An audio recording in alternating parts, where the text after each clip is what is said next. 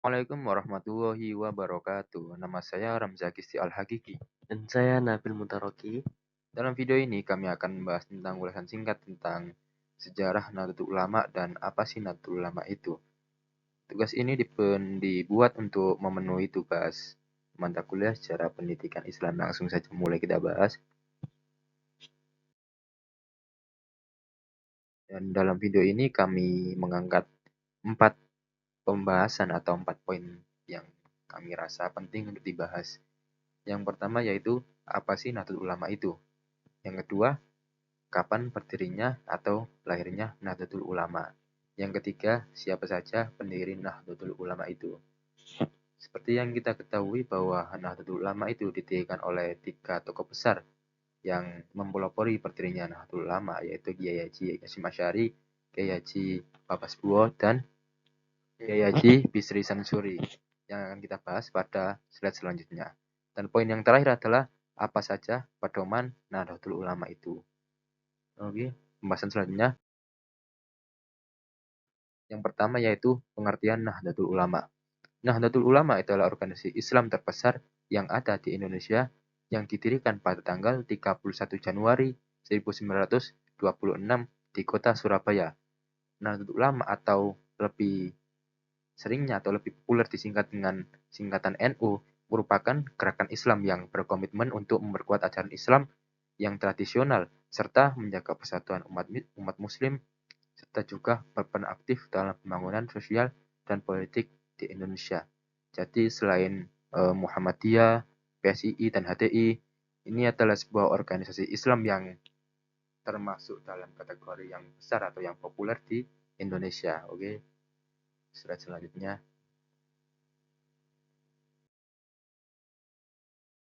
Poin yang kedua yaitu membahas tentang sejarah lahirnya Nahdlatul Ulama. Jadi awal mula berdirinya Nahdlatul Ulama itu yang membuat cikal bakal berdirinya adalah ketika Raja Ibnu Saud memutuskan uh, menerapkan asas tunggal, yakni mazhab Wahabi di Mekah serta hendak menghancurkan semua peninggalan sejarah Islam maupun pra-Islam.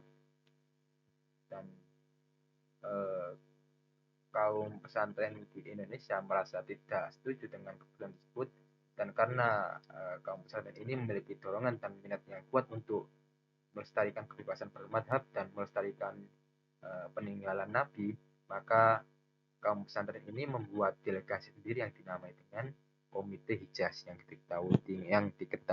diketuai oleh Haji Wahab Hasbuwo. Dan ketika setelah pembentukan Komite Hijaz yang sebuah delegasi dari pondok pesantren, atas desakan kalangan pesantren itu dan desakan dari penjuru dunia, maka Raja Ibnu Saud menggunakan niatnya untuk menetapkan asas tunggal tersebut di Mekah dan dapat melaksanakan bebas bermadhab sesuai dengan keinginan kehendak masing-masing agama Islam.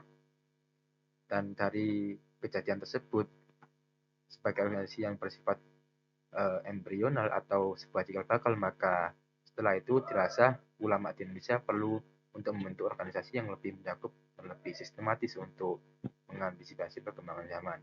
Maka setelah mengadakan rapat para ulama dan berkoordinasi dengan ulama lainnya, maka akhirnya muncul kesepakatan untuk membentuk organisasi yang bernama Nahdlatul Ulama, yang artinya kebangkitan para ulama, yang didirikan pada tanggal 16 Rajab 1344 Hijriah atau sama dengan 31 Januari 1926. Organisasi ini dipimpin oleh Kiai Haji Hasyim Asy'ari sebagai Rois Akbar.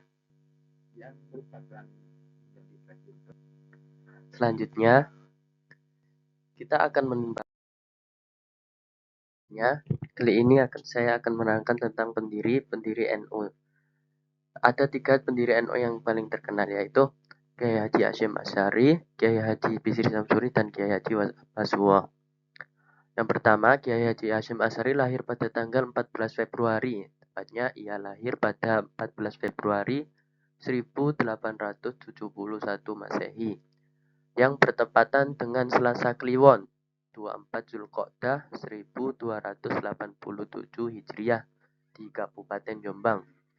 Beliau wafat di Jombang dalam usia 76 tahun. yakni pada 21 Juli 1947 Masehi atau 3 Ramadan 1366 Hijriah. Sosok muassis atau pendiri NU ini dimakamkan di Kompleks Pondok Pesantren Tebu Ireng, Jombang. Peran Mbah Hasyim Asy'ari penting sekali bagi perkembangan Islam di Nusantara. Ayahanda Menteri Agama fenomenal, Kiai Haji Ahmad Wahid Hasyim ini mendirikan pesantren Tebu Ireng pada tahun 1899 Masehi. Hampir sebagian besar pesantren di Jawa dan Sumatera lahir dari rahim pesantren Tebu Ireng. Para kiainya juga pernah menjadi santri Mbah Hasyim.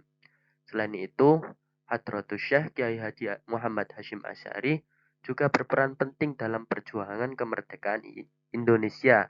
Ia mengajak para santrinya untuk berjuang melawan penjajah, yaitu revolusi jihad. Selanjutnya, pendiri yang ketiga yang kedua yaitu Kiai Haji Wabasuwo dan Kiai Haji Bisri Sansuri. Lanjut, kita akan melihat pedoman-pedoman yang dianut oleh Nahdlatul Ulama. Berdirinya Nahdlatul Ulama ini tak bisa dilepaskan dengan upaya mempertahankan ajaran Ahlus Sunnah wal Jamaah. Ajaran ini bersumber dari Al-Quran, Sunnah, Ijma' atau keputusan-keputusan para ulama sebelumnya, dan Qiyas, yaitu kasus-kasus yang ada di dalam cerita Al-Quran dan hadis. Seperti yang dikutip oleh Marijan dari Kiai Haji Mustafa Bisri, ada 3 substansi, yaitu pertama dalam bidang-bidang hukum Islam. Nahdlatul Ulama menganut salah satu ajaran dari 4 mazhab, yakni Hanafi, Maliki, Syafi'i, dan Hambali.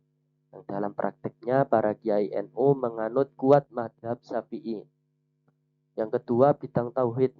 Dalam soal tauhid atau ketuhanan, menganut ajaran Imam Abu Hasan Al-Asy'ari. Selanjutnya, dalam bidang tasawuf, menganut dasar-dasar ajaran Imam Abu Qasim Al-Junaidi. Proses konsolidasi faham Sunni berjalan secara evolutif.